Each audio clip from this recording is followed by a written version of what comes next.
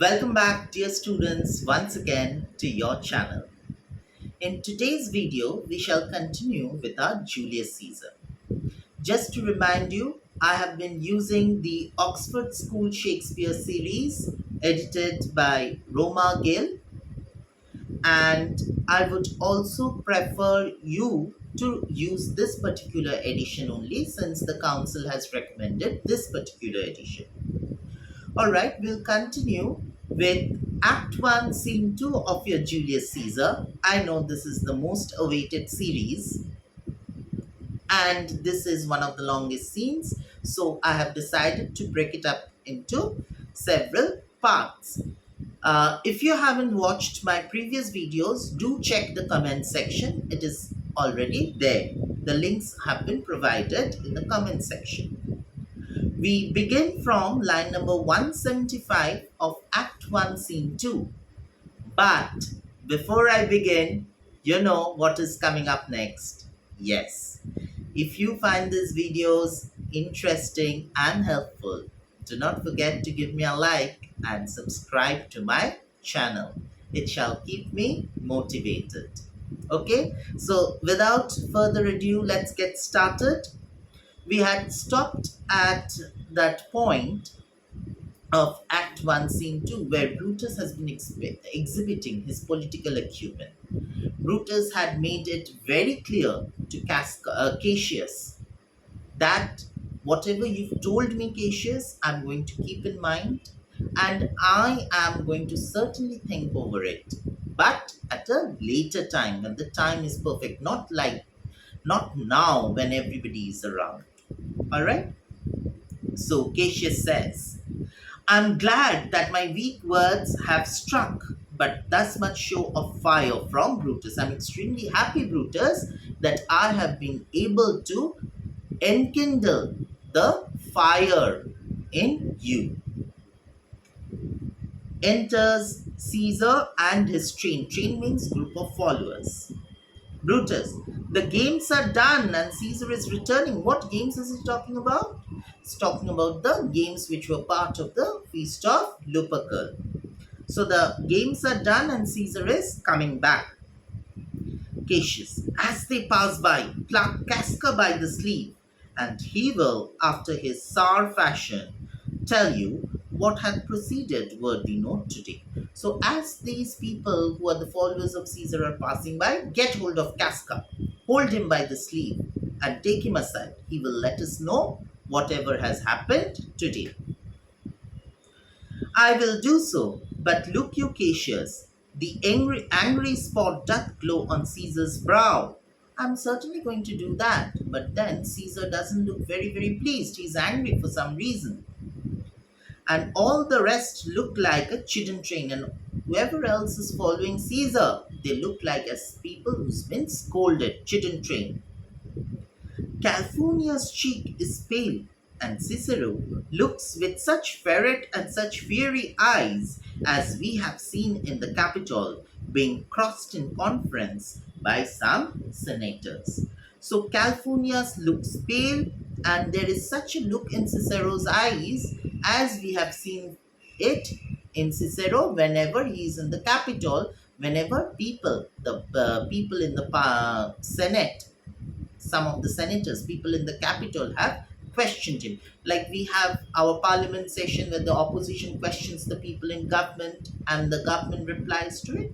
Similarly, in the Capitol, they have these sessions because after all, Capitol is their parliament. Okay, and there the other senators, the senators are these equivalent to our MPs.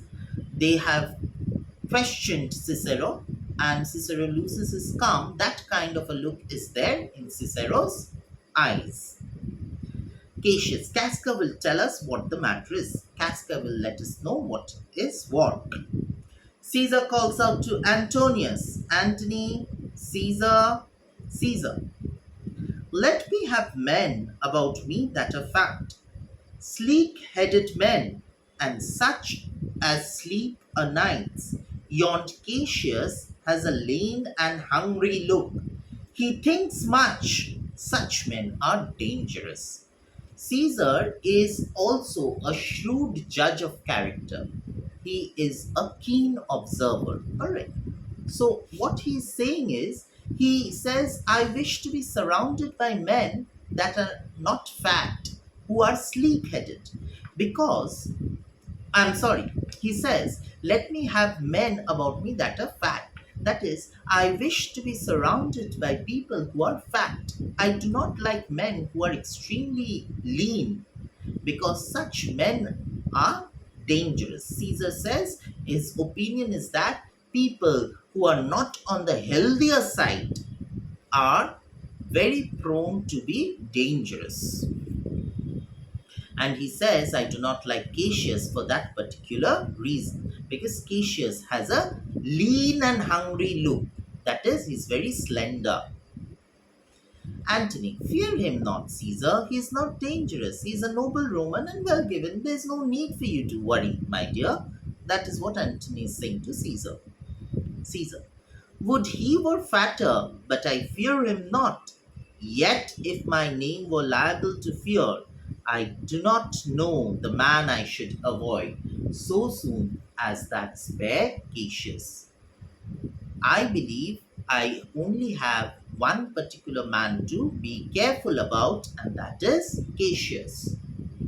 He reads much, he is a great observer, and he looks quite through the deeds of men.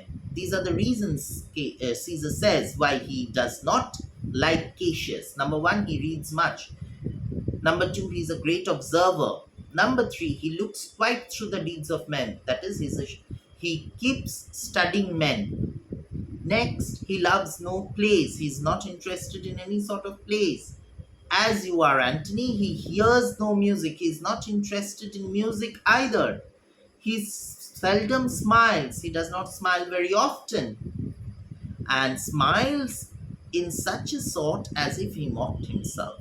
And even if he smiles in a manner as if he's scorning someone, rather himself, and scorned his spirit that could be moved to smile at anything. And such people who usually do not, smile a lot are very, very dangerous. Such men as he be never at heart's ease, while they behold a greater than themselves, and wherefore are they very dangerous. So these kinds of men are considered to be extremely scary. Then what I fear for always, I am Caesar. Come on my right hand, for this ear is deaf. Now Caesar is explaining that I cannot hear with my left ear. Please come to my right hand and tell me truly what you think of him. What is your opinion about Cassius? Remember in scene Act 1, Scene 2, line number 17, we have heard Cassius is turned to hear. Line number 17, Act 1, Scene 2, page 4. See, speak, Caesar is turned to hear. Why did Caesar turn then? Because he was deaf. This is what we get to know here. Alright? So trumpet sounds exits Caesar and his train. But Casca stays behind. Why? Because Casca has been taken aside by Brutus and Cassius. Casca, you pulled me by the cloak. Would you speak with me? Why did you pull me aside? Would you like to talk about something? I, Casca, tell us what chanced today, what happened today, that Caesar looks so sad. Why? You were with him, were you not? Did you not go there? Brutus, I should not then ask Casca what has chanced. If I had been there around, would I ask you, Casca? Brutus is annoyed. Why? There was a crown offered him, and being offered him, he put it by with the back of his hand, thus, and then the people fell a shouting. So now we get to know the real cause of shouting. Casca gives out the details that the crown was offered to Caesar, and Caesar refused to wear the crown. He put it down with the back of his hand. With the back of his hand, Caesar had refused to wear the crown, and every time Caesar was refusing to wear the crown, people were shouting. Initially, what had they thought of? Initially, they had thought that it was some honors that has been heaped on Caesar. First it was the crown, second time it was honor. But now we know the real cause of shouting, that each time Caesar was refusing to wear the crown, people were shouting. What was the second noise for? Why? For that too, that very reason. They shouted thrice. What was the last cry for? Why? For that too. So the third reason was also for that. The third shouting was also for that. Was the crown offered him thrice? Did the people offer him the crown three times? I, Mary. Mary here is by the name of Mary. They are taking oath by the name of Mother Mary. And he put it by thrice. And every time, three times he was offered the crown, and all the three times he refused to wear the crown. Every time gentler than the other. This is significant. Every time Caesar was refusing the crown, he was becoming gentler every time. Why is this significant? Because this shows that Caesar was not really disinterested in wearing the crown. That is why he was refusing it gently, and each time the degree of gentleness was increasing. So even though he wanted to portray to the people that he is not interested in the crown, but in reality he was interested, and Casca has noticed that every time he was refusing the crown, he was becoming gentler. uh, and at every putting by, mine honest neighbor shouted, and every time the people of Rome shouted. But this is irony, because Casca calls the neighbors honest. Okay, we in Act 1, Scene 1, we've seen the fickleness of the mob. They were previously celebrating Pompey's victory, and now they were celebrating in Act 1, Scene 1 Caesar's victory over Pompey's sons. So we have seen that their honesty, integrity, loyalty were very much questionable. And Casca, therefore, makes use of this. He says that honest neighbors, he calls them honest. The Romans, the citizens of Rome, he calls them honest in an ironic fashion, because their, you know, integrity and loyalty keeps shifting. Cassius, who offered him the crown? Why, Antony, tell us the manner of it, gentle Casca. Tell us in which manner was the crown offered. I can as well be hanged as tell the manner of it. It was mere foolery. If I can be as well be hanged as tell the manner of it, that is, I could be put to death if I tell it honestly, but it was absolute nonsense. Casca, had an inherent dislike for Caesar also. Okay, therefore he quite did not like that people were offering him the crown. Not people, Antony in particular, and not just once but thrice. I saw Mark Antony offer him a crown, yet it was not a crown, neither it was one of those coronets. So Caesar in particular was not offered the crown, but somewhere in between a crown and a coronet. A coronet is, a kind of a wired thing with thorns in it, made out of leaves and all. So it was neither a coronet nor a crown, something in between. So a question can come in the reader's mind: was Caesar consciously putting off the crown because it was neither a crown nor a coronet, and he thought that it was not of his um, value, not of its worth to put it on? Also, second thing that we need to keep in mind, Caesar knew too well the symbolic value of the coronet which was being offered to him. So even though he was, trying to put it off, he was not really keen on putting it off also. So these are the questions that come in our minds. Uh, as I told you, he put it by once, but for all that, to my thinking, he would fain have had it. Casca also says that he did not put it off by heart. He was trying to feign things. Then he offered it to him again, and then he put it by again. So this was the second time. Second offering was done, and he put it off again. But to my thinking, he was very loath to lay his fingers off it, but he was very greedy, and he could not keep his fingers off it.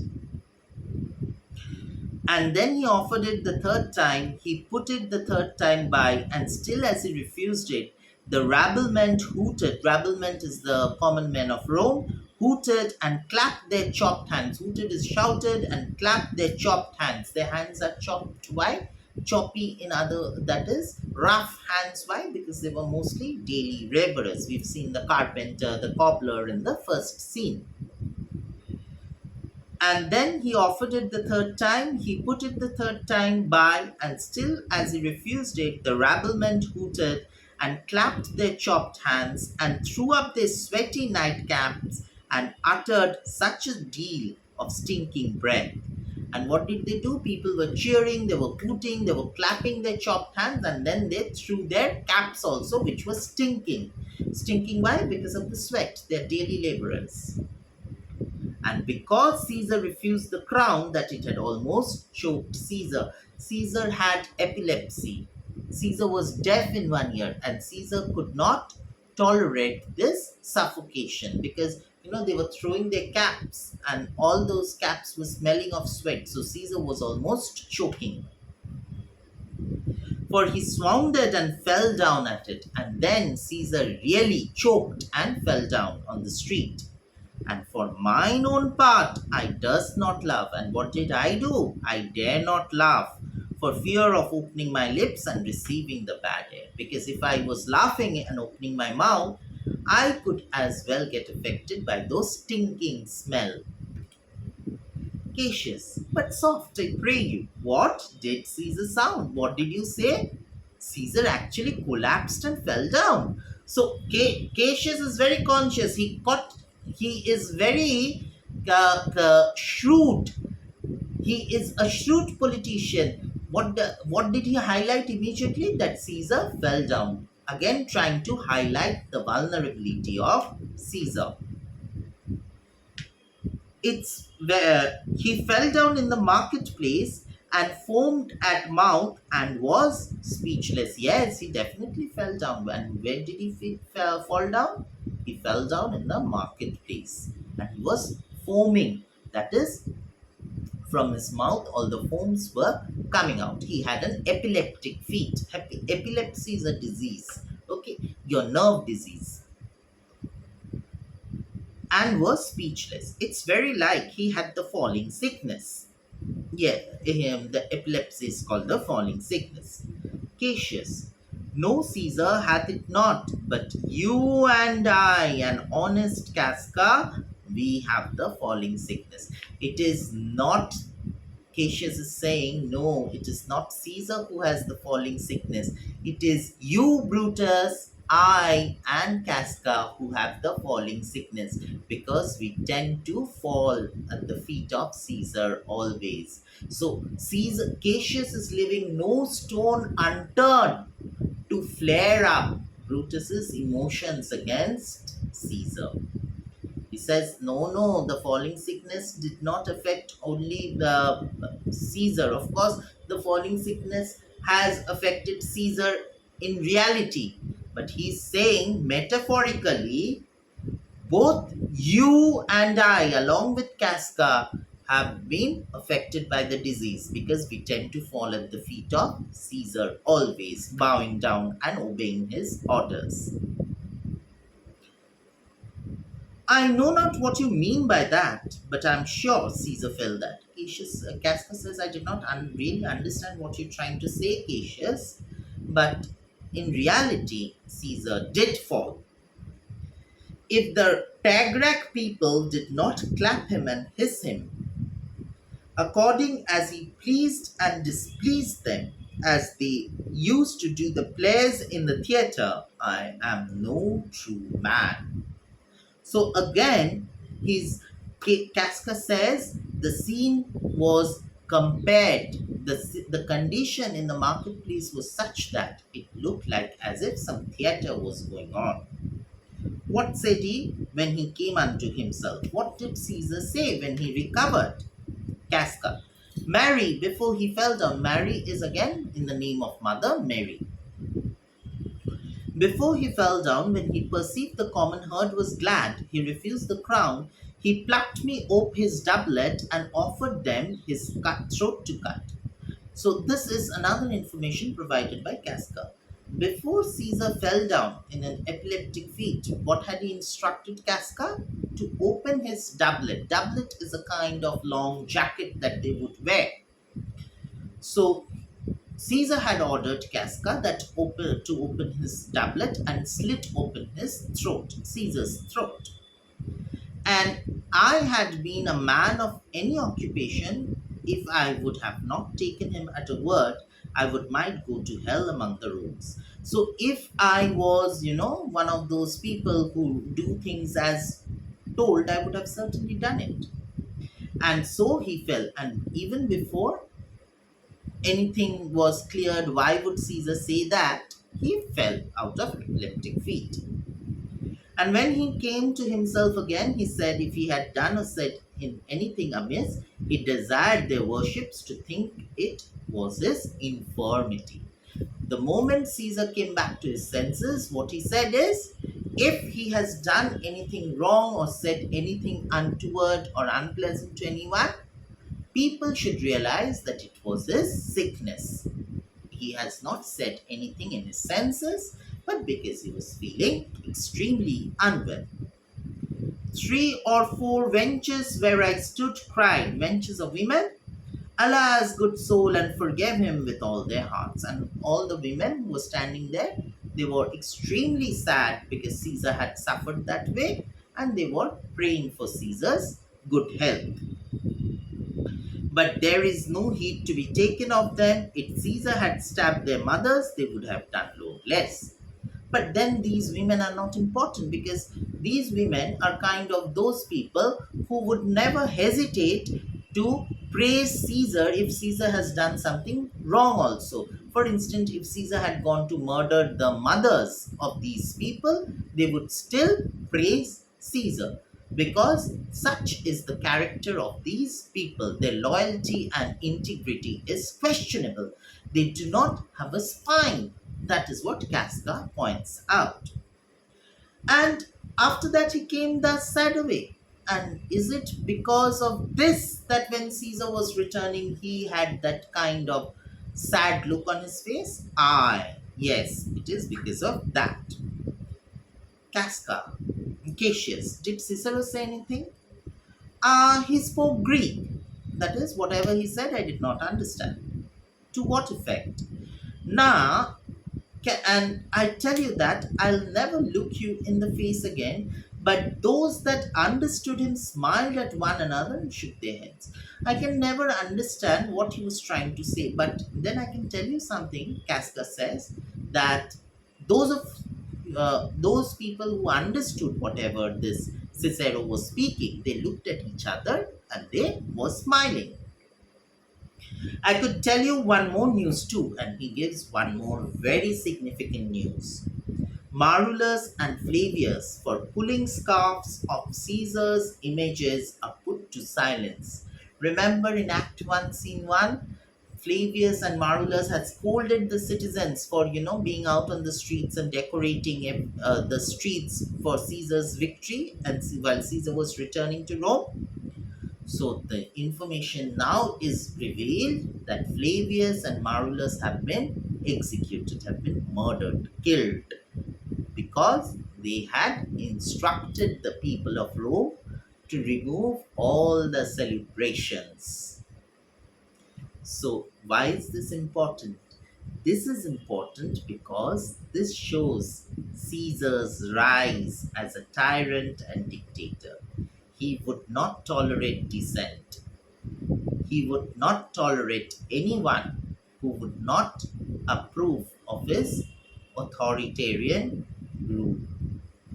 That is why Flavius and Marulus, who had instructed the citizens of Rome to remove all the celebration and decorations have been murdered. Now, very, very important and significant to note Caesar's rise as a dictator, as a tyrant.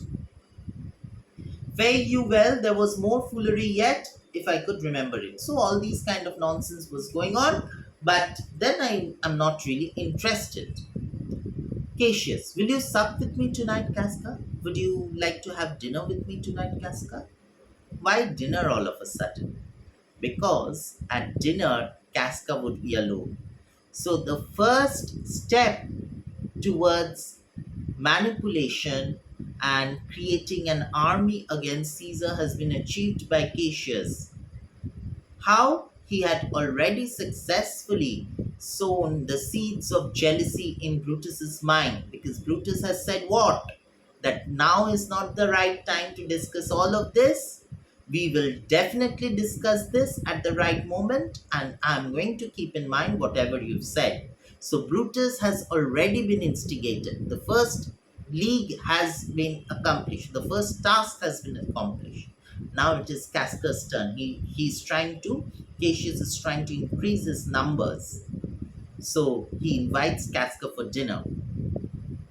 No, I'm promised forth. No, I have some other priorities, some other work because I've promised somebody else. Will you dine with me tomorrow? So he's not letting go of that opportunity. Okay, tomorrow you're busy. Tomorrow, is it fine? If I be alive and your mind hold and your dinner worth the eating. Yes, tomorrow it's fine. Provided I'm alive, your mind is fixed that you would like to have dinner with me, and also the food is worth eating, then definitely I'm going to have dinner with you. Cassius, good, I'll expect you. Do so, farewell both. And with this, Casca exits. Brutus, what a blunt fellow is this grown to be? He was quick metal when we went to school. Brutus says this Casca has become so dull, no? But he was not like this when he was used to go to school. Cassius, so is he now execution of any bold or noble enterprise. However, he puts on this tardy form. This rudeness is a sauce to his good wit, which gives men stomach to digest his words with better appetite. No, no, no, Cassius is telling, don't be fooled, Brutus. This, I believe, Casca is doing purposely because he is planning for something bigger. This is Cassius's version of Casca to Brutus. And what I believe is this tardiness, this dullness is going to act like a sauce, is going to pep things up because people, looks are deceptive. So if Casca is going to put on this dull look, people will not be easily questioning him or becoming suspicious of him. Brutus, and so it is. For this time, I'll leave you. Maybe it is so, but I need to take leave now. Tomorrow, if you please, to speak with me, I'll come home to you. So Brutus says, tomorrow, if you are free, I would like to come to your home. Why home? Why not in a public place? Because they would get some private moment together to discuss things. Discuss about Caesar. Discuss things against Caesar. So that is why this home is important. Or if you will come home to me, or if you wish, you could come to my home also. So, not in a public place, but at home, and I'll wait for you. I shall be waiting. So the seeds of jealousy have started showing their effects on Brutus. I will do so. Till then, think of the world. I'll do so. Till then, goodbye. And Brutus exits. And now comes one of the most famous soliloquies of Cassius. By now, you all know what a soliloquy is. Soliloquy is when the character is talking to his own self in his mind, but the audience can understand, of course. And what does Cassius say? Well, Brutus, thou art noble, yet I see thy honorable metal may be wrought. There is a pun.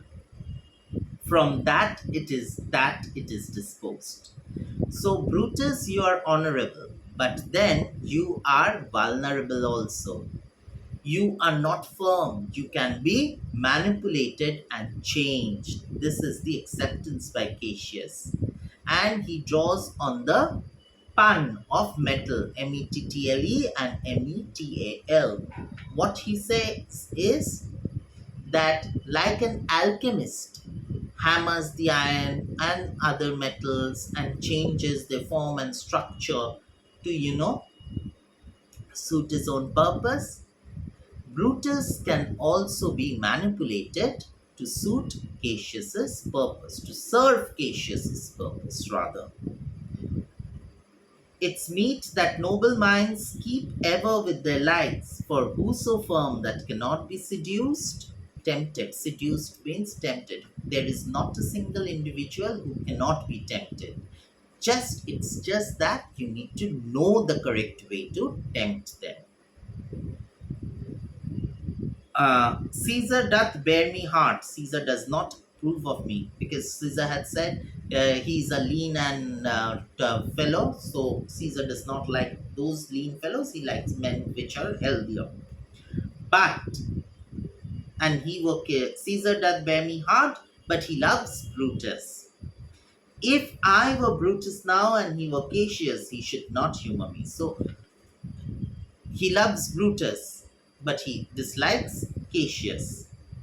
I will this night in several hands. This is the ploy which Cassius is trying to hatch. I will this night in several hands in at his windows throw. So what is Cassius is going to do? He's going to write several letters in different handwritings. He himself is going to write letters in different handwritings and throw them through the windows of Brutus. In several hands in at his windows throw, as if they came from several citizens. And what will Brutus think? Since they are of different handwriting, Brutus will think that they have come from the different people of Rome, different citizens of Rome. Writings all tending to the great opinion that Rome holds his name, wherein obscurely Caesar's ambition shall be glanced at, and after this let Caesar sit and sure. So in those letters, what will be written? That Caesar has grown too ambitious, and that Brutus is nowhere inferior to Caesar, and Brutus is on the same pedestal as that of Caesar. These letters are going to be written by Cassius, but in different handwritings, and thrown through the window of Brutus's house. So next morning when Brutus wakes up, he reads all those letters, he will think that the people of Rome have written it to him. And he will be under the impression that the people of Rome also do not approve of Caesar. So therefore he says, let Caesar think that his throne is very secure. But no, it is not. Because the first blow is going to come from his dear friend Brutus, who was manipulated by Cassius. For we will shake him. We will shake him definitely. How? Through the speech of manipulation. Cassius has manipulated Brutus. Casca will also be taken in, and all of them together are going to give a good blow to Caesar.